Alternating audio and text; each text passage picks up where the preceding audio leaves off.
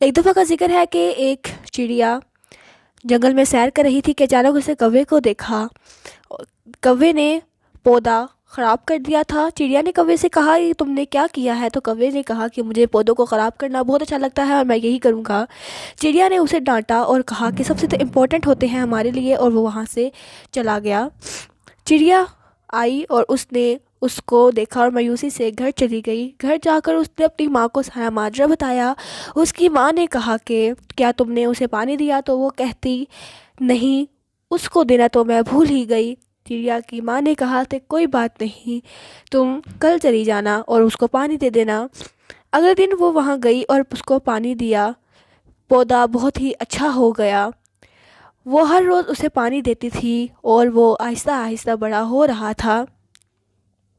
ایک دن چڑیا کی ماں حالت نظر میں تھی کہ ماں نے کہا کہ اب میں نہیں بچوں گی، میں مر جاؤں گی۔ تو اس کی بیٹی نے کہا کہ میں ڈاکٹر کو لے کر آتی ہوں، لیکن اس کی ماں نے کہا ہمارے پاس تو پیسے ہی نہیں ہے، تم ڈاکٹر سے کہاں لے کر آؤ گی؟ وہ وہاں سے چلی گئی۔ وہ ہمیشہ کی طرح درخت کو پانی دے رہی تھی، اب درخت بھی بڑا ہو چکا تھا۔